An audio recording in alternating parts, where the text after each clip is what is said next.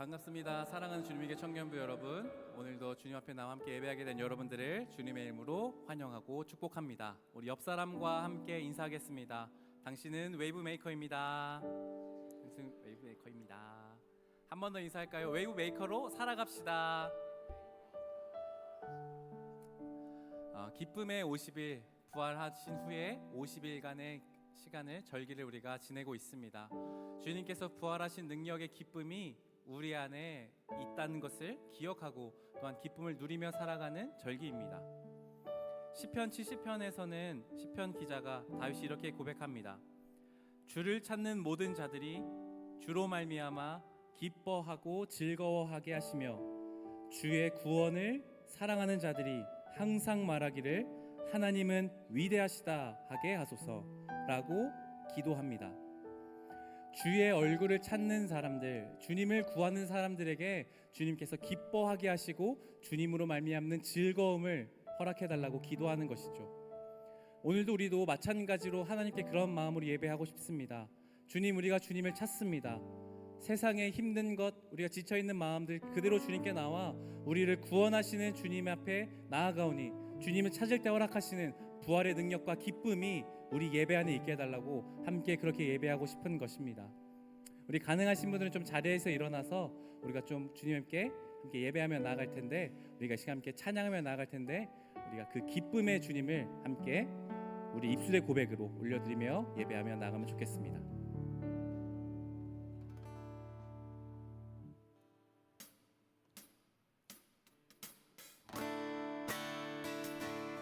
우리 함께 박수치며 찬양할까요?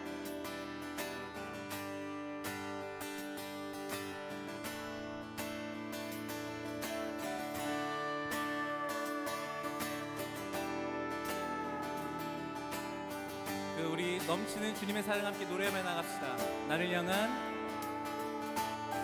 나를 향한 주의 사랑 산과 바다에 넘치니 내 마음 열 때 주님 나에게 참 자유 주셨네. 늘 진리 속에 거하며 나의 손을 높이 들고 언제나 주님의 사랑을 나를 향한 주의 사랑 산과 바다에 넘치니 내 마음 열 때 주님 나에게 참 자유 주셨네. 늘 진리 속에 거하며 나의 손을 높이 들고 언제나 주님의 사랑을 노래하리. 주의 사랑 노래하리라. 영원토록 노래하리라. 주의 사랑 노래하리라. 영원토록. 우리를 사랑하신 주님께 처음부터 나를 향한 주의 사랑 산과 바다에 넘치니 내 마음 열 때 주님 나에게 참 자유 주셨네. 늘 진리 속에 거하며 나의 손을 언제나 주님의 사랑을 노래하리. 주의 사랑 노래하리라.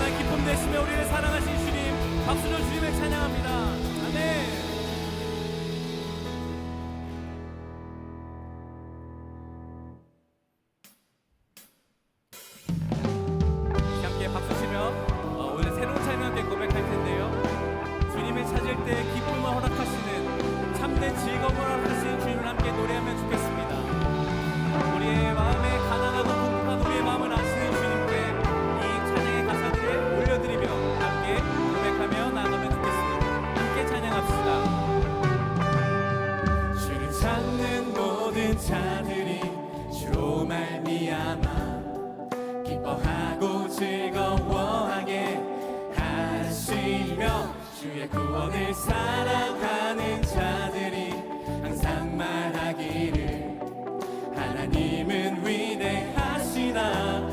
우리 처음부터 주를 찾는 모든 자들이 주로 말미암아 기뻐하고 즐거워하게 하시며 주의 구원을 사랑하는 자들이 항상 말하기를 하나님은 위대하시다 하게 하소서.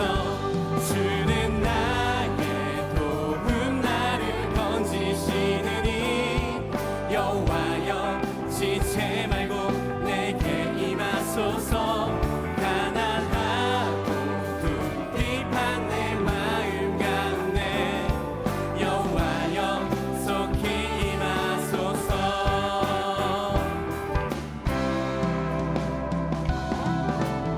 우리 한 번 더 가사를 고백하며 나갑시다. 주를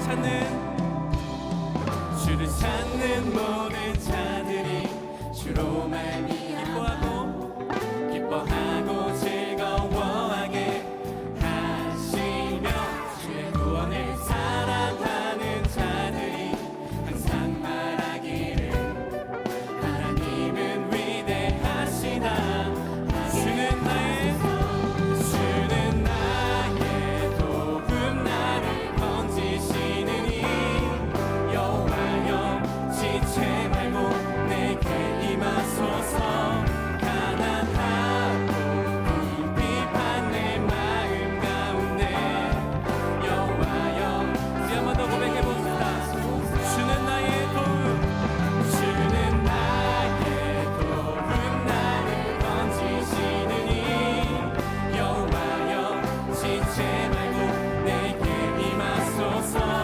가난하고 궁핍한 내 마음 가운데 여호와여 속히 임하소서. 아멘. 이 시간 우리가 주님을 찾을 때, 주의 얼굴을 구할 때 주님께서 우리의 가난하고 궁핍한 심령 가운데 임하실 것입니다. 주님을 찾는 모든 자들에게 세상이 할 수 없는 즐거움 허락하실 것입니다. 아멘. 우리 그 주님을 더 높은 목소리로 찬양하겠습니다. 주는 나의 도움 나를 건지시느니 여호와여 지체 말고 내게 임하소서. 가난하고 궁핍한 내 마음 가운데 여호와여. 한 번 더. 주는 나의 도움 나를 건지시느니 여호와여 지체 말고 내게 임하소서. 가난하고 궁핍한 내 마음 가운데 여호와여. 한 번 더 믿음으로 고백하며 주는 나의 도움 나를 건지시느니 여호와여 지체 말고 내게 임하소서. 가난하고 궁핍한 내 마음 가운데 여호와여 속히 임하소서. 여호와여 속히 여호와여 속히 임하소서. 아멘.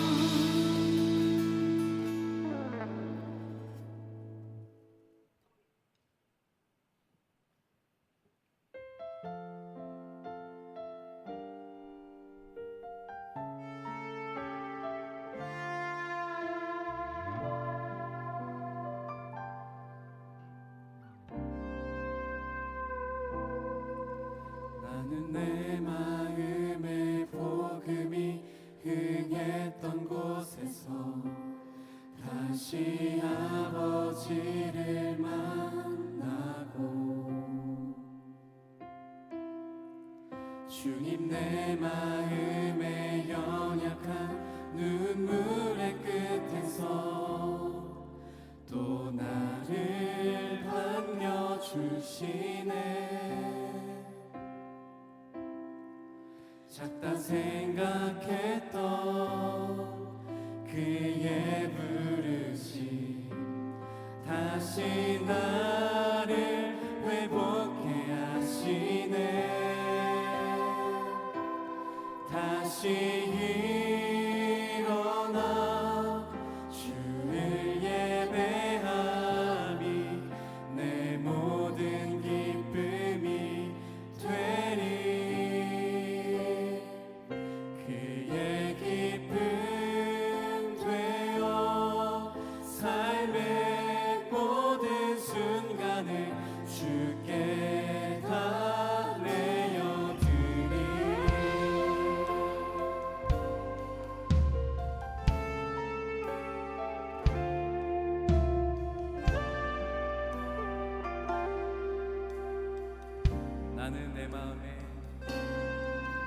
나는 내 마음에 복음이 흥했던 곳에서 다시 아버지를 만나고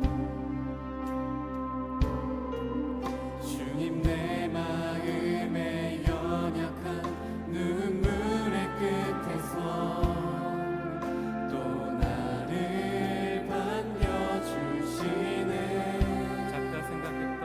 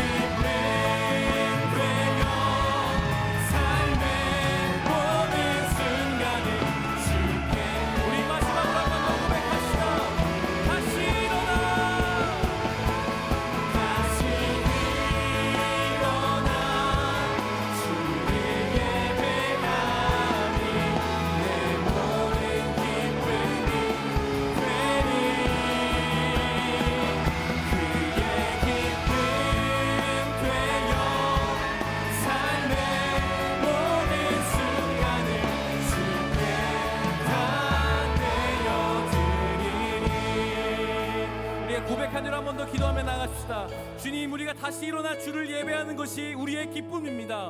주님의 얼굴을 찾는 것이 우리의 기쁨입니다.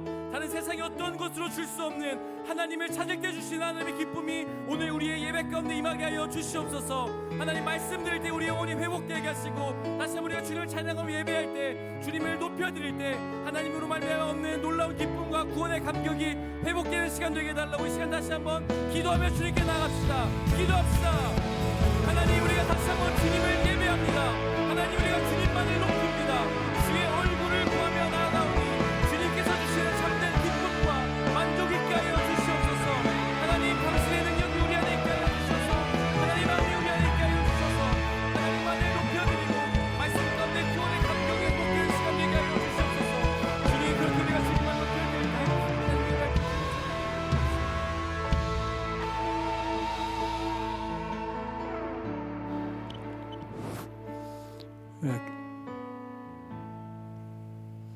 기도드리겠습니다. 하나님 아버지, 감사합니다. 주의를 구분하여 주시고 한 주간 세상 삶의 분주함과 어려움에서 벗어나 안식을 허락해 주심을 감사합니다. 하나님, 장차 이 나라의 기둥이 되고 이 땅을 지키며 하나님 나라의 청지기가 될 청년들을 위하여 기도합니다. 하나님, 젊음의 고뇌와 불확실한 미래, 시대 간의 갈등, 경제적 위기, 취업 문제와 결혼 문제, 분단된 한반도 등 어느 하나 쉽지 않는 여건 속에서도 믿음을 지키는 이들을 기억하여 주시기를 간구합니다. 비록 어려움이 겹겹이 쌓여 현실의 삶에서 길이 보이지 않는다 하더라도 믿음은 바라는 것들의 실상이요 실제가 되는 하나님의 역사를 경험함으로써 더 큰 믿음으로 나아갈 수 있도록 인도하여 주시옵소서. 오늘날 이 세대는 세계 곳곳에 전쟁과 기아로 고통받는 하나님의 백성들이 있으며 우리의 사회에서도 공정과 상식이 무너지고 그것이 진리인 것으로 받아들이는 우매한 백성들이 있습니다. 하나님, 이러한 시대 상황에서 저희 청년들에게 하나님의 시각으로 세상을 바라보는 믿음과 아버지 내적 능력을 채워 주시옵소서. 일상적 삶에서 사물을 진정으로 느끼고 보게 해주시고 선택적 순종이 아니라 온전한 순종의 길로 인도해 주시기를 간절히 구합니다. 하나님, 또한 이 지구상에서 유일한 분단된 나라에서 살아가는 우리의 현실을 깊이 성찰하여 한반도의 통일과 통합을 이루는 것이 저희 시대적 사명이며 그것이 이 땅에 하나님 나라를 이루어가는 것임을 다시 한번 깨닫게 하여 주시옵소서. 하나님, 청년부를 섬기는 여러 부장님들을 기억하여 주시고 가정을 축복하여 주시옵소서. 지병에 있는 부장님들을 하나님의 치유의 능력으로 회복해 하여 하나님께 구하고 간구할 때 상 주시는 하나님을 보게 하여 주시옵소서. 오늘 말씀을 전하는 주의 종을 축복하여 주시고 입술의 능력을 더하사 하나님의 말씀의 진리를 깨닫게 해주시기를 바라옵나이다. 예배 현장에 참석한 청년들, 각자의 사정으로 예배를 참석하신 청년들 모두 하나님의 거룩한 백성들이옵니다. 아버지, 이들이 오늘 한 주간 삶을 살아갈 때 아버지 삶의 경계를 넘어서 함께하는 축복을 해주시기를 바라오며 이 모든 말씀 우리 주 예수님 이름으로 기도합니다.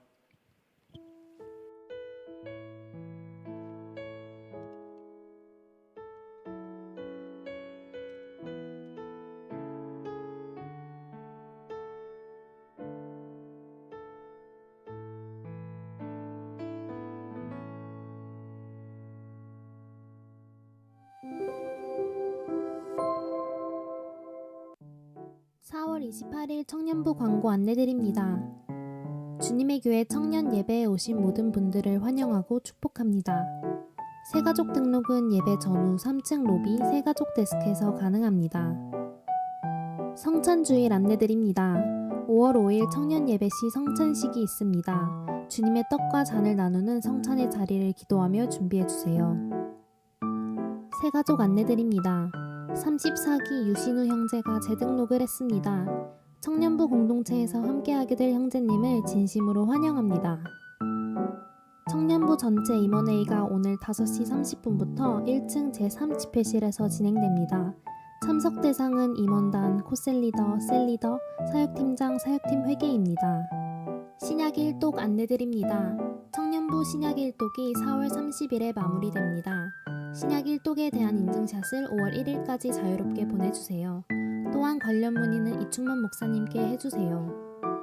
큐티책 주님과 함께 24년 5월 후 배부 안내드립니다. 현장 배부는 오늘 청년부 예배 전후 3층 로비에서 수령하실 수 있으며 우편 신청은 이충만 목사님께 해주세요. 사랑의 레몬트리 안내드립니다. 사랑 나눔팀에서 어린이날 지역 아동센터 아이들에게 사랑을 전하는 사랑의 레몬트리를 진행합니다. 5월 4일 10시 30분 송파 열매 지역 아동센터에서 진행되며 하나님 안에서 아름다운 열매 맺는 시간이 되도록 함께 기도해주세요. 2024년 항존직 선거를 위한 투표자 명단 확인 안내드립니다. 오늘과 다음 주 교회 복도 및 홈페이지에서 확인 가능하며 투표권자는 선거 시행 공고일인 24년 1월 14일 기준 등록 후 1년 이상 된 만 18세 이상의 세례 입교 교인입니다. 관련 문의는 이충만 목사님께 해주세요. 2024년 공동의회 항존직 선거 안내드립니다. 5월 12일 오전 8시부터 오후 3시까지 진행되며 문자로 전송받은 링크를 통한 전자투표 또는 다목적 홀에서 전자투표 하실 수 있습니다. 관련 문의는 이충만 목사님께 해주세요. 여기까지 4월 28일 광고였습니다. 4월을 마무리하며 하나님 안에서 건강한 한 주 보내시기 바랍니다. 사랑합니다. 축복합니다. 감사합니다.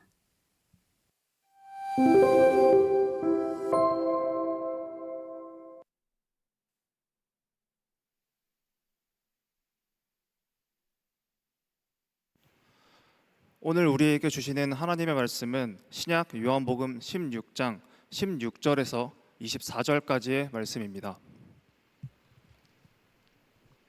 이제 거룩하신 하나님의 말씀을 봉독할 때 모두 자리에서 일어나 합독하시겠습니다.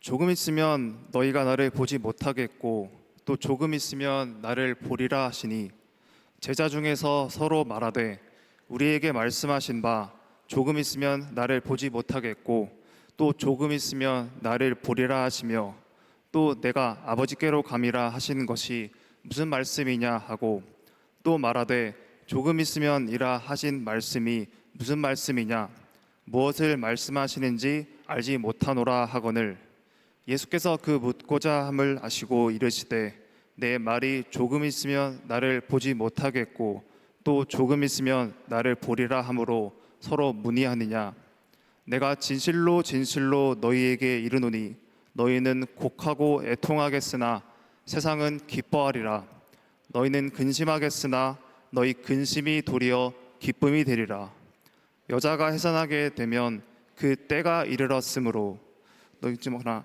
아기를 낳으면 세상에 사람 난 기쁨으로 말미암아 그 고통을 다시 기억하지 아니하느니라 지금은 너희가 근심하나 내가 다시 너희를 보리니 너희 마음이 기쁠 것이요 너희 기쁨을 빼앗을 자가 없으리라 그날에는 너희가 아무것도 내게 묻지 아니하리라 내가 진실로 진실로 너희에게 이르노니 너희가 무엇이든지 아버지께 구하는 것을 내 이름으로 주시리라 지금까지는 너희가 내 이름으로 아무것도 구하지 아니하였으나 구하라 그리하면 받으리니 너희 기쁨이 충만하리라.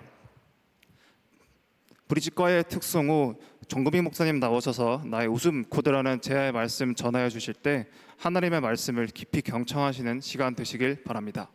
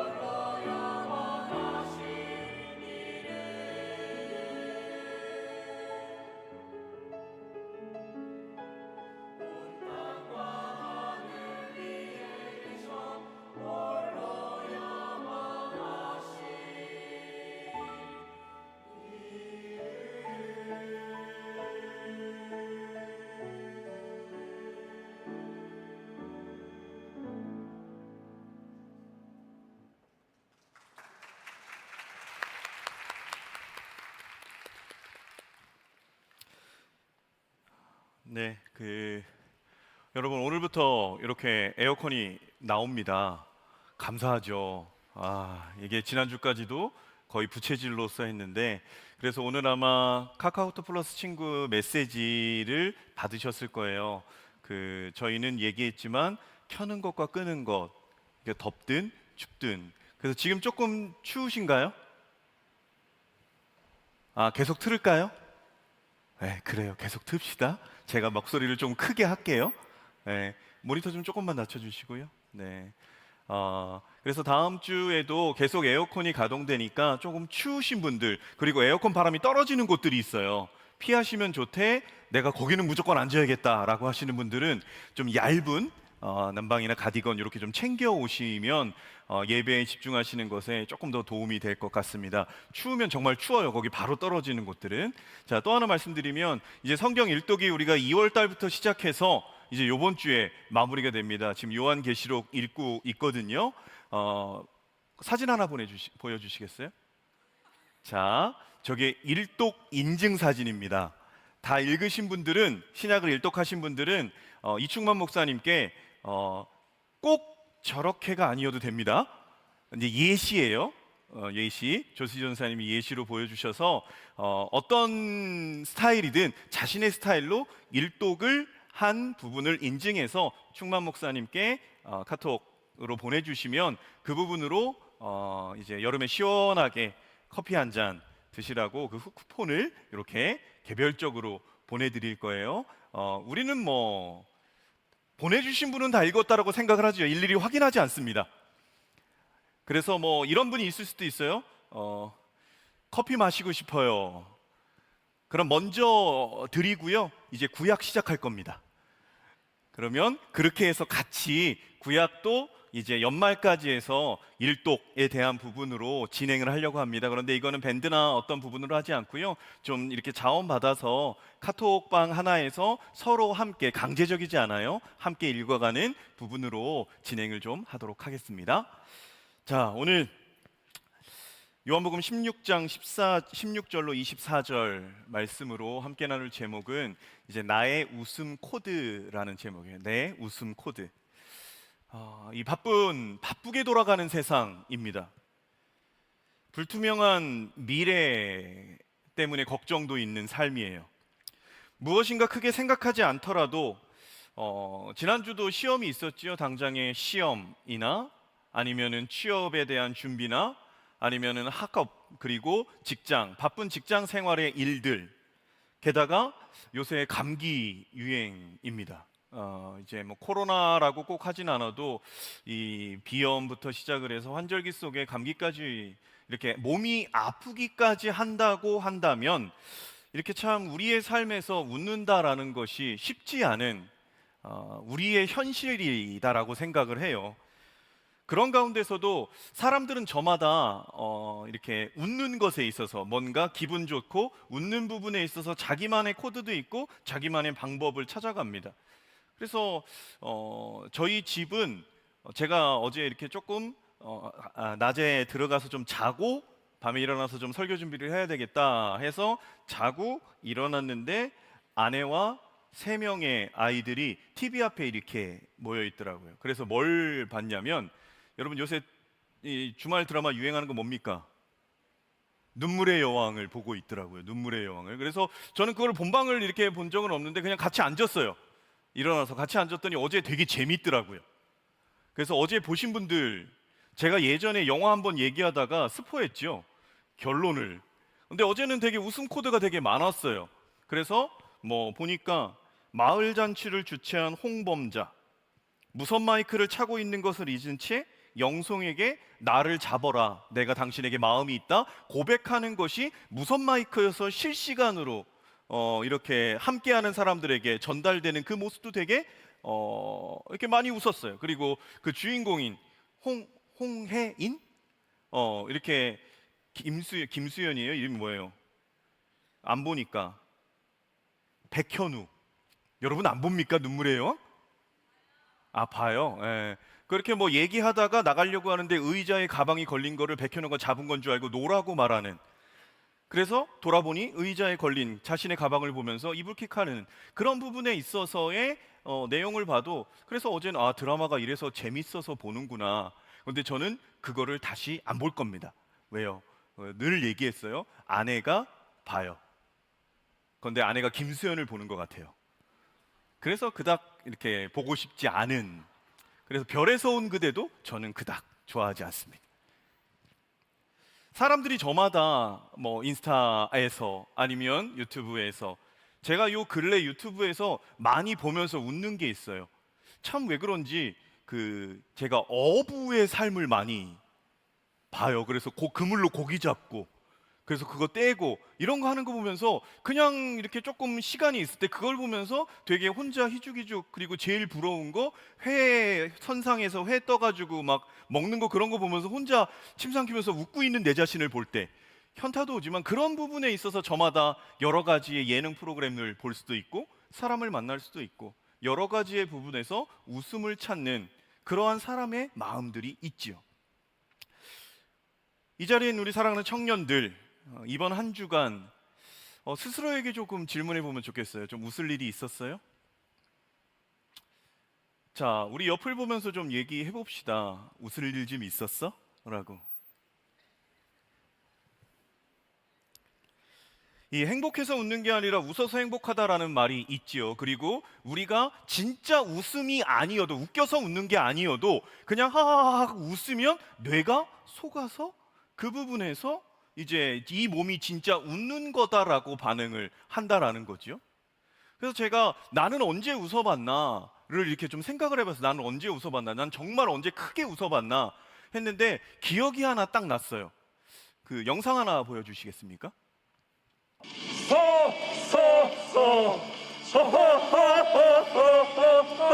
저때가 2022년. 그리고 이제 릴 리브 투게더 겨울 수련회, 여름 수련회. 한번 보세요. 계속 웃거든요.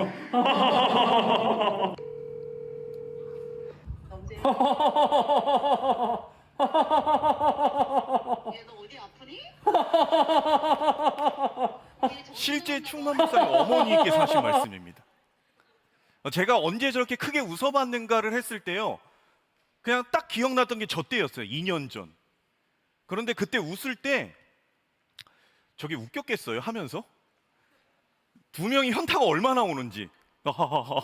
그런데 이렇게 웃을 때 여러분 지금 한번 따라해 보세요. 이거 진짜 힘들어요. 이게 그냥 배에 힘 빡 줘야 되고요. 그냥 하하하하 아니라 하하하하 크게 웃는다라는 게요. 실제로 그래서 학자들은 얘기해요. 이 장이 체조를 한다라는 거예요. 같이 움직인다라는 거죠.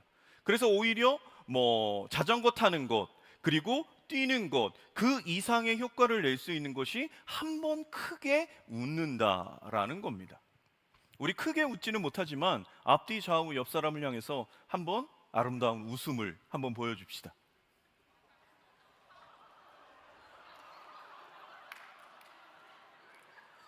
그래요. 지금 여러분의 몸은, 뇌는 속고 있어요. 그래서 여러분을 더 기분 좋게 만드는.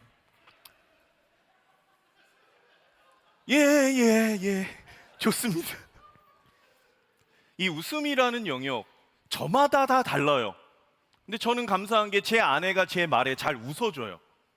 근데 이제 제 애들은 안 웃어줘요. 그게 마음은 아프지만 그럼에도 불구하고 사람이 개그 코드나 웃음 코드나 또 그렇게 맞는 사람들이 모여서 또 만남도 식사도 갖고 교제도 하더란 말입니다. 우리가 이 웃는다라는 부분에 있어서 이 기쁨이다라는 영역으로 좀 연결을 하면 중요한 건 기뻐야 웃지요. 너무나 당연한 얘기입니다. 지난주도 그리고 이번 주도 우리는 지금 교회 안에서 하나의 절기를 지나가고 있어요. 그 절기가 뭐냐면 기쁨의 50일이라는 절기예요. 성경에는 나와 있지는 않아요. 근데 지금 이 절기는 우리가 3월 31일이 부활주일이었습니다. 이 부활주일을 시작으로 해서 50일까지, 그게 언제냐면 5월 19일 청년주일이에요. 그때까지가 50일이거든요. 그런데 이게 구약 시대에는 이 절기가 77절이라고 그랬어요. 그래서 이 50일째 되는 날이 성경의 흐름 속에서 나오는 절기는 성령 강림주일입니다.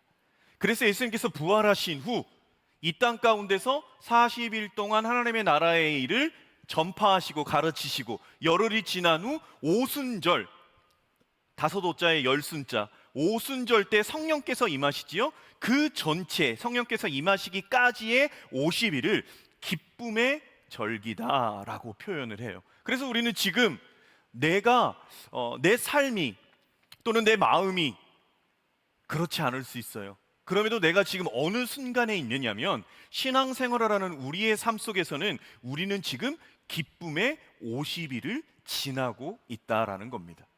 그래서 이 기쁨의 50일 때는요, 예수 그리스도의 부활을 기뻐하는 영역에서 여러분 주보에 보면 그 주보 발음도 안 돼요.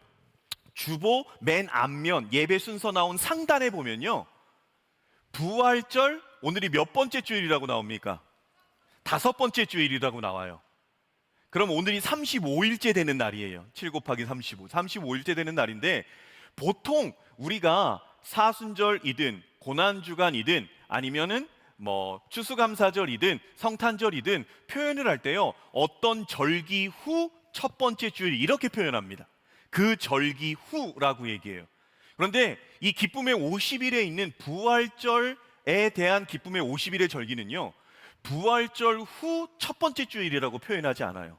그냥 부활절 첫 번째 주일, 그리고 지금은 부활절 5번째 주일이라고 표현합니다.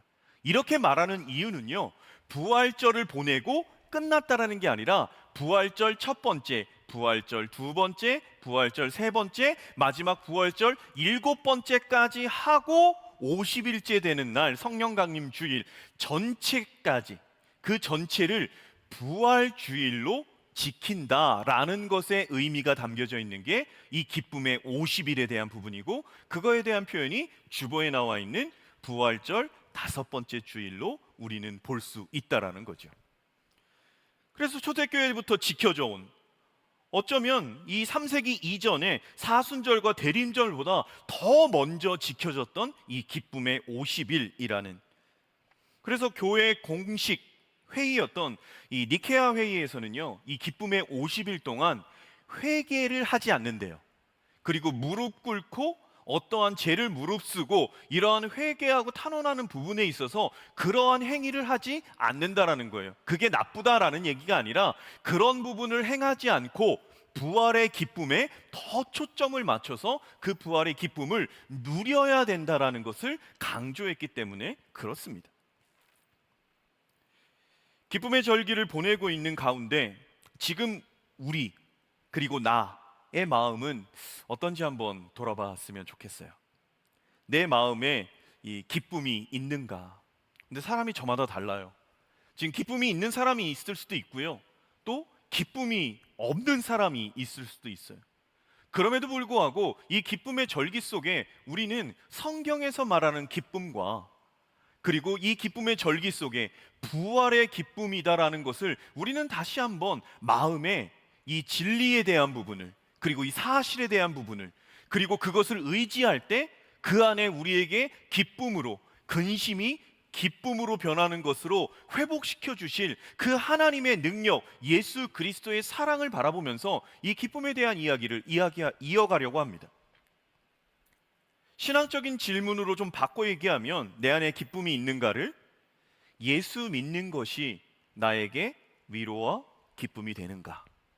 좀 더 얘기하면, 이 땅에서 예수 그리스도를 왕으로, 주인으로 모시고 살아가는 것이 나에게 기쁨인가?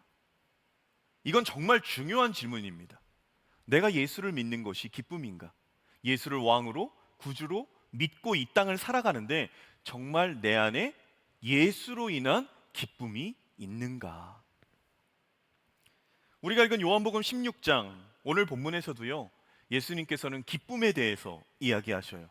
그리고 기쁨이 그냥 기쁨이 아니라 그 기쁨을 충만하게 하실 것이고, 더 나아가서는 그 기쁨을 빼앗을 자가 없을 것이다 라고 확증적으로 말씀을 하십니다. 우리가 요한복음 16장 16절의 말씀 한 번 더 같이 읽어볼게요. 함께 보겠습니다. 조금 있으면 너희가 나를 보지 못하겠고 또 조금 있으면 나를 보리라. 잠깐 띄워주시고요. 예수님이 말씀하셔요. 제자들에게, 얘들아, 조금 있으면 너희가 나를 보지 못할 거야. 그리고 또 말씀하셔요. 조금 있으면 나를 볼 거야. 어떻게 보면은 반대적인 얘기를 이어서 하셔요. 조금 있으면 못 봐, 조금 있으면 볼 수 있어 라고 예수님께서 이 질문을 제자들에게 하십니다. 말씀을 하셔요. 그때 우리가 읽은 본문 17절, 18절, 19절을 보면 그 제자들은 서로 말해요. 조금 있으면 나를 못 볼 거야 라. 그리고 조금 있으면 나를 볼 거야. 이게 무슨 말이냐 하고 서로 질문을 합니다. 이게 무슨 말이냐. 동일하게 말합니다. 여러분에게 예수님께서 이 하신 말씀을 그대로 얘기해 볼게요. 조금 있으면 너희가 나를 보지 못하겠고 또 조금 있으면 너희가 나를 보리라. 여러분, 이거 무슨 얘기입니까? 무슨 말씀입니까? 조금 있으면 나를 못 볼 거야. 이거 무슨 얘기예요? 예수님께서 십자가에 죽으실 거다라는 얘기예요. 그럼 반대로 조금 있으면 나를 볼 거야. 이건 무슨 얘기입니까? 부활이에요. 적어도 예수 그리스도를 믿고 성경을 읽는 사람들, 이 자리에 있는 우리들은요, 야, 조금 있으면 너희가 나를 보지 못할 거야 라는 말씀을 예수님이 우리에게 하셨다면 우리는 이게 예수님께서 이제 십자가에 죽으시는 거구나. 예수님이 많이 말씀하셨어요. 신랑이 있을 동안에는 금식할 필요가 없어. 예수님이 너희와 같이 있을 때는 슬퍼하고 금식할 필요가 없는 거야. 그런데 신랑을 빼앗길 날이 있을 거야. 그때는 너희가 슬퍼하고 금식해야 될 거야. 이 얘기를 들어도 같이 있는 건 예수님이 살아계실 때고, 신랑을 빼앗긴다라는 건 예수님께서 십자가에 죽으신다라는 얘기. 이런 흐름은 우리는 그냥 보면은 알 수 있어요. 근데 중요한 게 이 말씀을 제자들이 전혀 알지 못했다라는 거예요. 전혀 이 말씀이 무슨 말씀. 그래서 예수님이 풀어서 비유로까지 하나하나 다 설명을 해주시는데도 그 제자들은 알지 못하는 부분입니다. 그래서 이런 생각을 합니다. 기쁨을 얘기하셔요. 이 말씀의 결론이 너희의 기쁨이 충만할 거야. 아무도 너희 기쁨을 빼앗지 못할 거야. 그럼 이걸 알아들어야 기쁨이 있을 수 있잖아요. 근데 알아듣지 못하니까 기쁨이 없어요. 이 영역에서 우리가 생각할 수 있는 건 이겁니다. 제자들이 왜 알아듣지 못했을까? 왜 알아듣지 못했을까? 이 부분은요, 이 복음서 전체의 흐름으로 얘기할 수 있어요. 제자들이 예수님을 따라가는 이유, 예수님을 왕으로, 예수님을 나의 주인으로, 예수님을 따라다닌 이유, 12제자를 비롯해서 수많은 무리들이 예수님이 가시는 곳마다 따라가요. 아멘 아멘 하고 말씀을 들어요.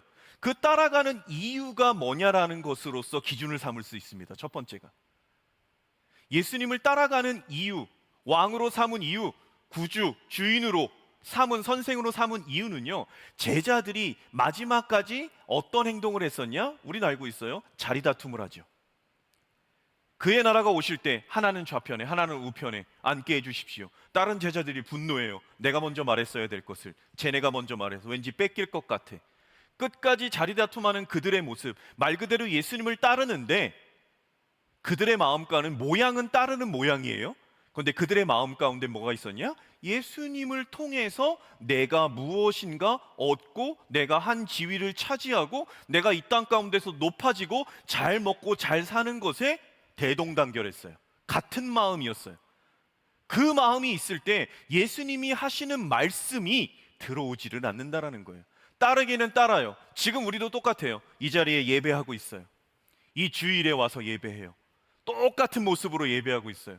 그러나 우리의 중심이 어떤지는 예수님만이 아셔요. 아무도 몰라요.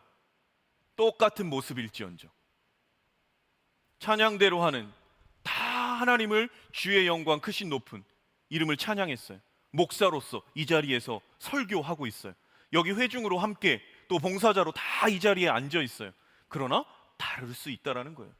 제자들이 예수님을 따라다니는 모습이요, 모든 사람들이 보기에 예수를 믿고 예수를 따르고 심지어는 예수님이 십자가에 못 박혀 죽는다고 하니까 그런 일은 없을 거고 내가 목숨이 그냥 날아갈 대로 내가 생명을 빼앗기는 한에 있어도 주님을 버리는 일이 없을 겁니다 라고 말하는 그들조차도 끝끝내는 다 도망가는 모습을 봤을 때 결국은 두려움도 있었겠지만 그들의 마음 가운데 예수를 따른다라는 것에 다른 것으로 포장되어 있어요.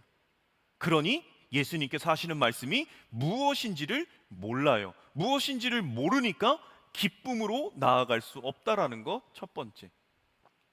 예수님을 따르는 의도가 달랐다라는 거예요. 본질적인 부분에서. 두 번째는 이들이 들은 말씀, 이 말씀을 기억하지 못한다라는 거예요. 이게 무슨 뜻이냐? 예수님께서 조금 있으면 너희가 나를 보지 못하겠고 조금 있으면 나를 보리라 처음 말씀하신 거 아니에요. 이미 말씀하셨어요. 이미 많이 말씀하셨어요. 예수님께서 전에. 이 말씀을 기억해야 돼. 예수님이 무슨 말씀을 하셨는지를 기억해야 돼. 그래서 지금으로 보면요, 우리는 말씀을 읽고 묵상하고 봐야 돼요. 우리가 하나님의 말씀, 하나님을 믿는다, 하나님의 뜻대로 살아간다 라고 하는데 말씀을 읽지 않는다, 묵상하지 않는다. 여러분, 이게 하나님 과연 믿는 걸까요? 왜? 말씀에 순종하는 것, 말씀을 따라 사는 것이 하나님을 믿는 거예요. 그게 그리스도인이에요. 그래서 내 삶의 말씀을 묵상하고 읽고 그것을 기억하기 위한 몸부림이 없을 때 우리는 그 말씀이 무엇인지조차 모르고 당연히 기쁨으로 나아갈 수 없다라는 거죠. 마태복음 16장 21절에 이렇게 나와 있습니다. 우리 함께 읽겠습니다. 이때로부터 예수 그리스도께서 자기가 예루살렘에 올라가 장로들과 대제사장들과 서기관들에게 많은 고난을 받고 죽임을 당하고 제3일에 살아나야 할 것을 제자들에게 비로소 나타내시니. 여기 다 들어가 있어요. 마태복음 16장에 예수님이 말씀하셔요. 내가 잡힐 거야, 내가 고난받고 십자가에 죽을 거야. 그런데 그것으로 끝난 게 아니라 제3일에 살아날 거야.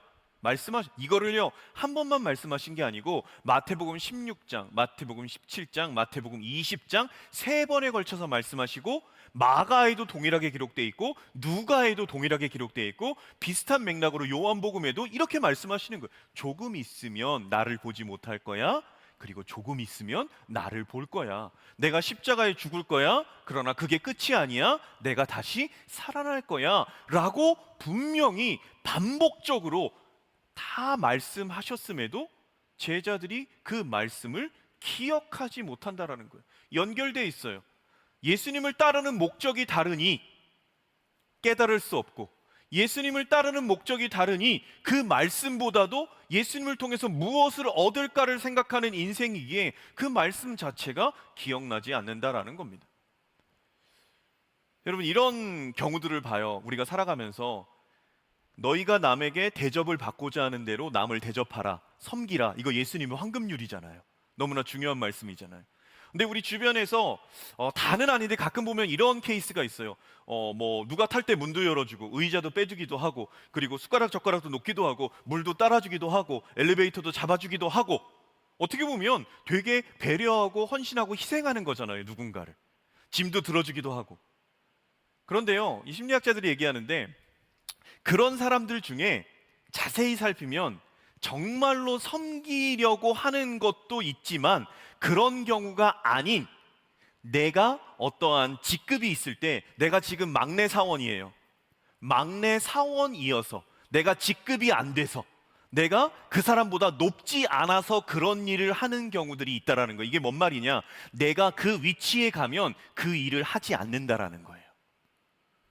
내가 그러한 대우를 받고 싶은 것을 내 현재의 모습에서 남에게 그렇게 행하는 사람들이 있다라는 겁니다. 그리고 내가 어느 정도 나이가 먹고 직위가 올라가면 내가 했던 그것 그대로 내가 받고자 하는 사람의 성향이 있다라는 거예요. 스스로를 잘 돌아봐야 돼요. 그래서 저는 우리 교역자들하고 이제 여러분들이 우리 세 분의 교역자들에게 증명해야 돼요.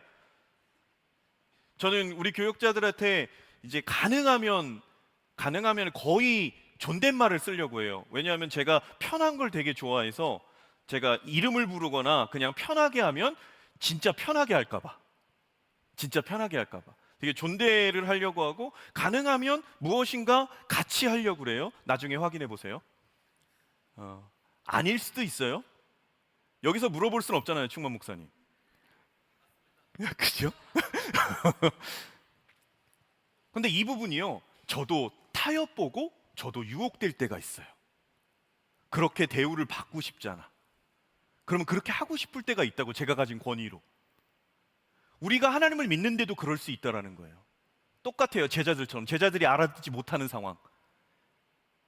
내가 진짜 섬기고 진짜 희생하고 진짜 사랑하고 진짜 헌신하는 개념이 아니라 그것을 통해서 무엇인가 예수님께 얻고자 하는 그 부분으로 가림막이 될 때 우리는 예수님이 하시는 말씀의 의도를 알아듣지 못하고 반복적으로 말씀하셔도 그것을 깨닫지 못하는 상황에 처해질 수 있다라는 거예요. 여러분, 엠마오로 가는 두 제자의 이야기는 우리가 잘 알고 있습니다. 예수님이 부활하셔요. 근데 그 부활하신 것을 몰랐어요. 그래서 예수님이 죽었다 생각해서 글로바라 하는 사람과 다른 제자 한 명이 이 예루살렘 엠마오로 가요. 엠마오로 가는 길에 한 사람을 만나요. 무슨 일입니까? 그랬더니 그 사람에게 다 설명해요. 당신은 예루살렘에서 이런 일이 일어난 것도 모릅니까? 예수라는 우리 선생이 십자가에 못 박아 죽었습니다. 우리가 고난당하 죽었습니다. 우리가 다 흩어졌습니다. 어찌하면 좋습니까? 이렇게 얘기를 해요. 그리고 쭉 엠마오까지 가요. 그리고 실제로 가서 어느 순간에 대해서 깨닫는 순간이 있어요. 그 깨닫는 순간이 뭐냐면 누가복음 24장 32절의 말씀입니다. 누가복음 24장 32절. 함께 봅니다. 시작. 그들이 서로 말하되 길에서 우리에게 말씀하시고 우리에게 성경을 풀어주실 때에 우리 속에서 마음이 뜨겁지 아니하더냐라고 나와요. 그 글로바와 예수님의 또 다른 제자 한 명, 그 옆에서 물어봤던 사람이 누구예요? 예수님이 부활하셔서 옆에 붙으셔서 길에서 같이 가면서 질문하고 답하고 했어요. 그런데 그들의 눈이 가려져서 예수님을 알아보지 못해요. 그런데 예수님께서 말씀을 모세의 오경에 기록된 것, 선지서에 기록된 것, 그렇게 풀어서 얘기해 주셨을 때 그들의 마음이 뜨거워졌고 그때에 예수 그리스도를 알아봤다라고, 눈이 밝아져 예수신 줄 알았더라라고 누가는 기록하고 있어요. 여러분, 우리도 똑같다라는 거예요. 우리가 예수 그리스도를 알아본다라는 것, 예수님의 말씀을 깨닫는다라는 건요, 이 말씀을 기억하기 위한 몸부림이 있어야 돼요. 제가 왜 이렇게 말씀드리냐, 그 말씀이 기억이 나야 그것을 가지고 기뻐할 수 있기 때문에 그래요. 여러분, 성경에 보면요, 여러 가지 기뻐할 수 있는 기준에 대해서 나옵니다. 성경에 보면 우리가 한번 보면 이 시편 126편 1절로 3절에 이렇게 나와 있습니다. 제가 읽어드릴게요. 여호와께서 시온의 포로를 돌려보내실 때 우리는 꿈꾸는 것 같았도다. 그때 우리 입에는 웃음이 가득하고 우리 혀에는 찬양이 찼었도다. 그때 문나라 가운데서 말하기를 여호와께서 그들을 위하여 큰 일을 행하셨다 하였도다. 여호와께서 우리를 위하여 큰 일을 행하셨으니 우리는 기쁘도다. 여러분, 우리가 하나님 안에서 기쁨이라는 것을 누리는 영역에서 좀 점검해야 될 게 무엇이냐면, 이제까지 나와 함께 하신 하나님을 기억하는 거예요. 내게 행하신 일이 무엇인가, 그것을 기억하는 것을 통해 성경의 기자는 기뻐할 수 있다라고 얘기해요. 지금 내 현재의 삶에 기쁨이 없어. 슬픔이야, 아픔이야. 그냥 보이지 않는 미래로 너무나 어려워. 내 삶이 계속 꼬여, 풀리지 않아. 그랬을 때 우리가 해야 되는 성경의 방법 중에 하나가 뭐냐면, 하나님께서 나에게 하신 일을 기억하는 거예요. 그 행하신 일로 기뻐한다. 그래서 제가 이런 얘기했어요. 제가 태어나자마자 수술했다고 그랬잖아요. 그런데 그 이전에 제가 태어날 때에도 죽을 뻔했죠. 집에서 태어났어요. 어머니가 저를 혼자 낳으셨다고 얘기했잖아요. 다 죽을 뻔했어요, 집에서. 그런데 하나님께서 돌아보면 살려주신 거예요. 살려주셨어요. 그렇게 살려주셨는데 또 45일 됐을 때 장이 꼬여서 수술을 해야 되는데, 지금부터 약 40여 년 전에는 신생아 마취 기술이 없었다. 그래서 그냥 몸 잡고 생사를 째서 수술을 했다. 그리고 3일 만에 4일 만에 깨어났다. 살아난 거죠. 살려주셨어요. 복음을 모르고 불교로서, 왜 할머니 댁이 친가가 불교였거든요. 그 집안에 어머니 친구분의 전도로 초등학교 5학년 때 복음을, 교회 한번 가자라는 것을 통해서 복음의 노출에, 빛에 노출시켜 주시고 그때 이후로 신앙생활에서 이어오게 하셨다라는 거. 폐암으로 돌아가시는 아버지, 마지막 돌아가시기 한 달 전 예수 그리스도를 영접케 하시고 환상 보게 하시고 꿈꾸게 하시고 모든 죄를 회개케 하시고 예수 그리스도를 믿는 삶으로 하나님께서 불러주셨다. 이 모든 것이 하나님이 행하신 일들이에요. 제 삶에. 그런 일을 기억할 때 지금까지 함께 하신 하나님은 장래로도 함께 하실 하나님이다 라는 것을 기억할 수 있어요. 그래서 우리는 생각해야 돼요.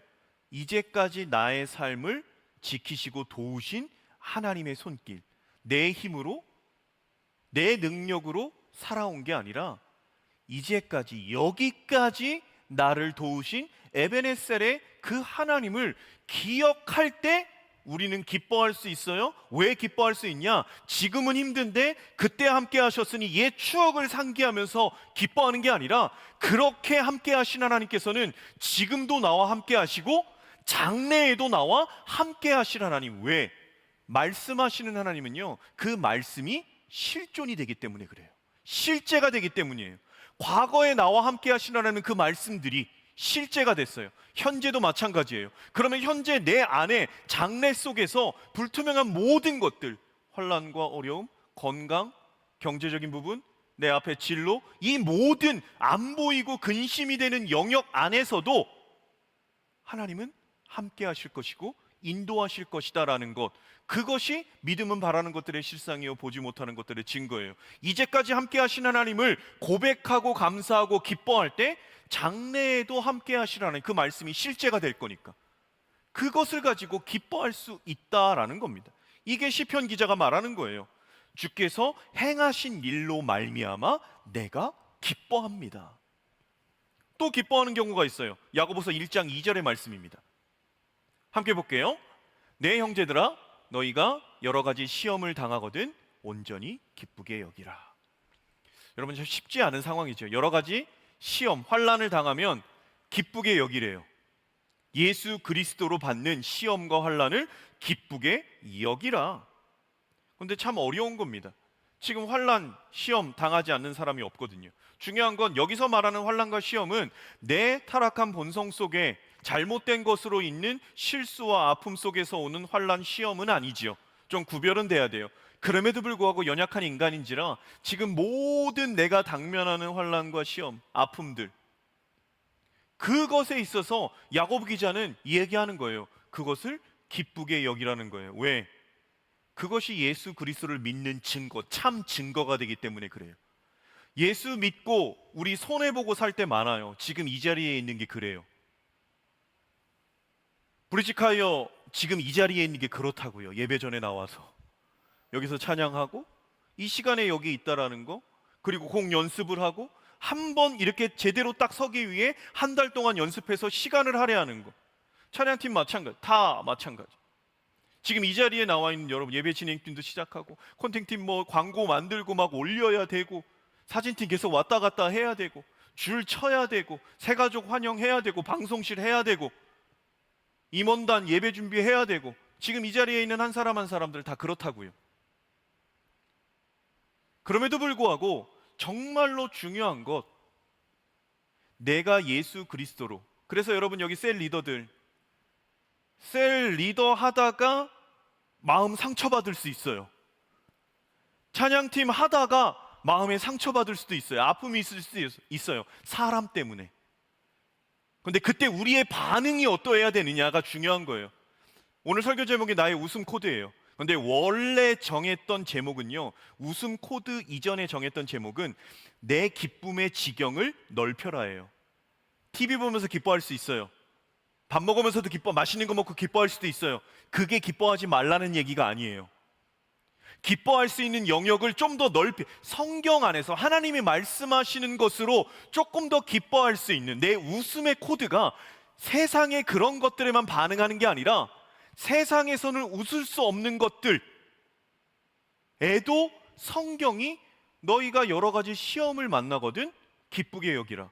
그것을 기뻐할 수 있다면 그 지경, 웃음의, 기쁨의 지경 코드를 넓혀간다라는 것이 원래 정했던 제목이에요.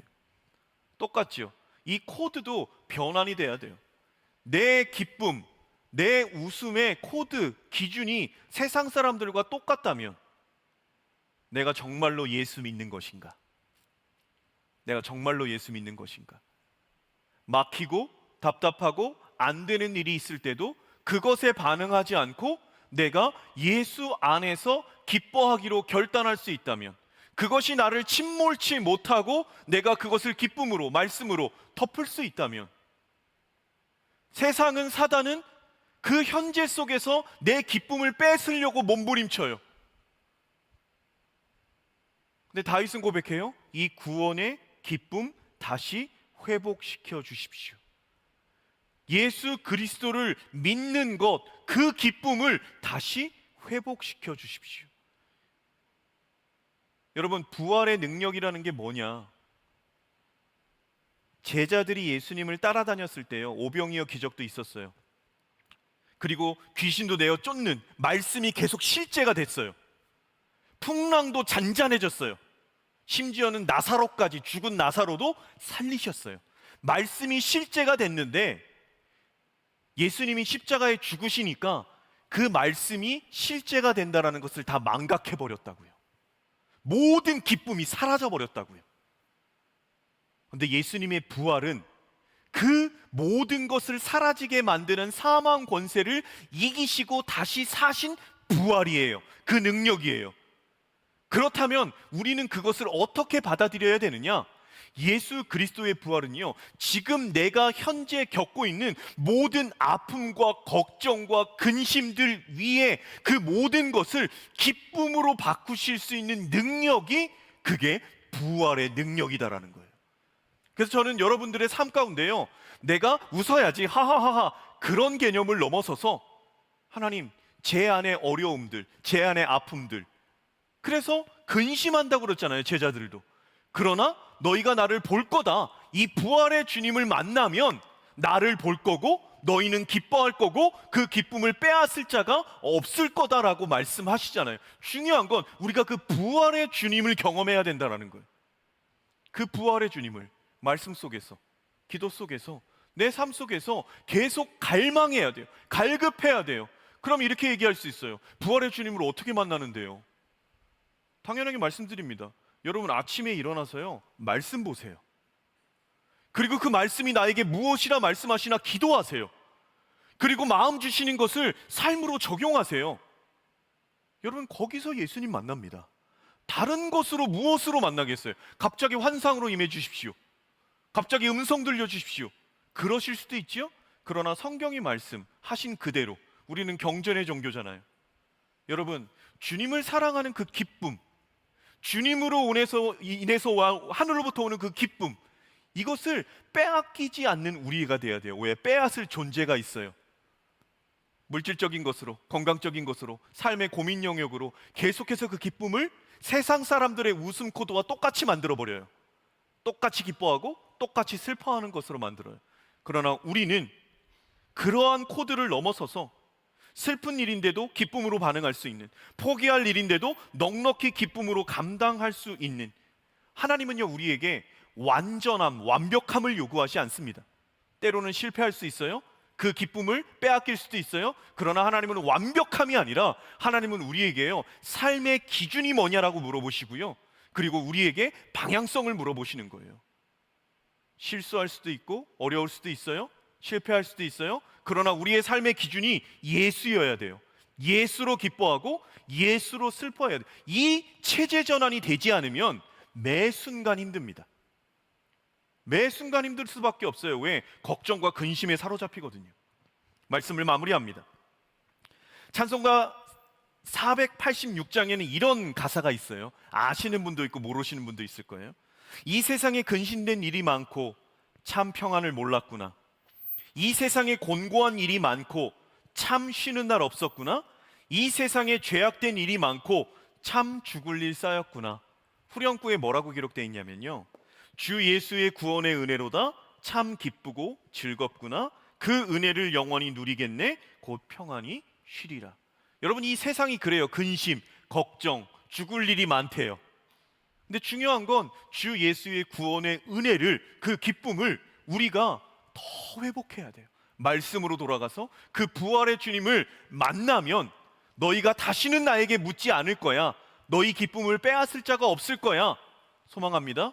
한 주간의 삶 가운데 여러분 예수로 살고 예수로 기뻐하고 예수님이 슬퍼하시는 것에 같이 슬퍼하는 예수로 사는 우리들로 기쁨을 누리는 한 주간의 삶이 되기를 예수 그리스도 이름으로 축복합니다. 여러분 함께 일어나서 우리 결단의 찬양 함께 했으면 좋겠습니다. 예수 예수 예수라는 찬양이에요. 우리 함께 찬양하며 나아갑시다.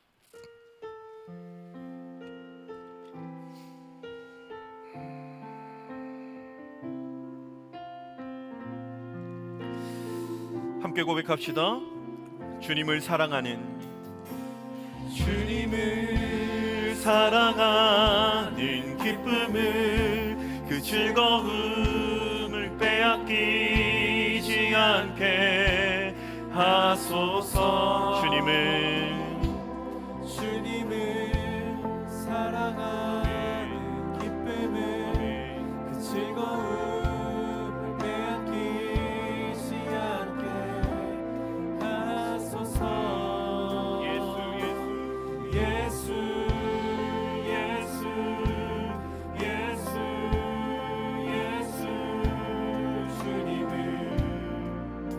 사랑합니다.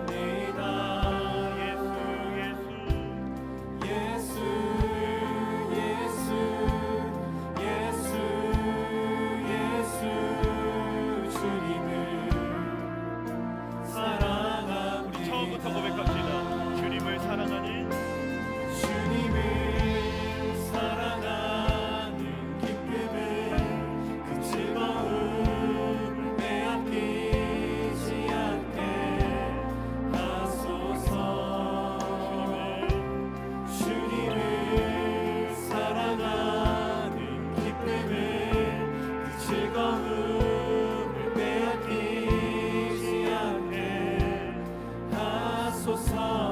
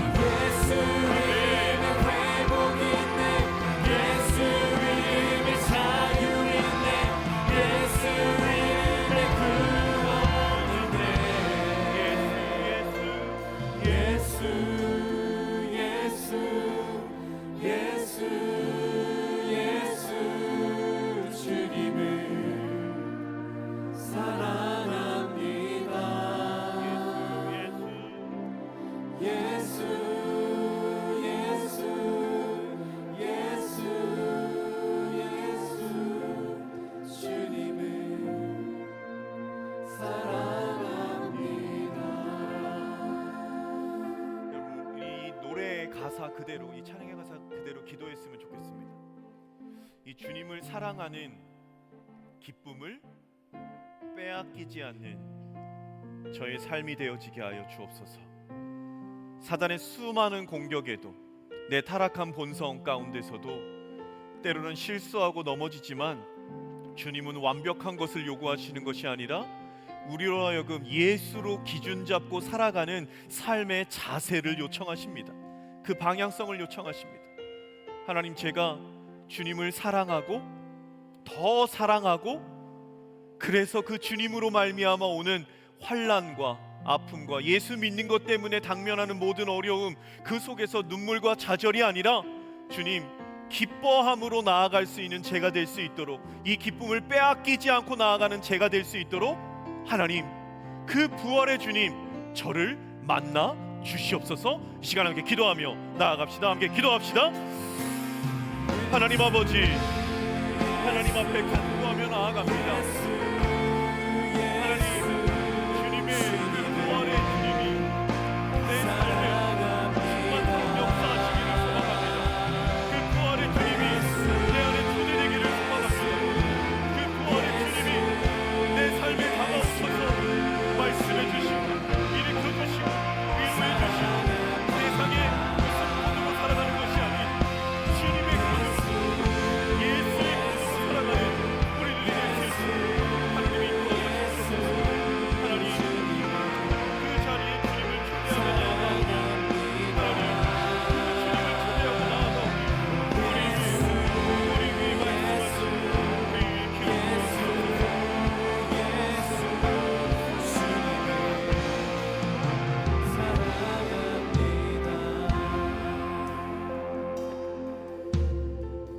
하나님 아버지,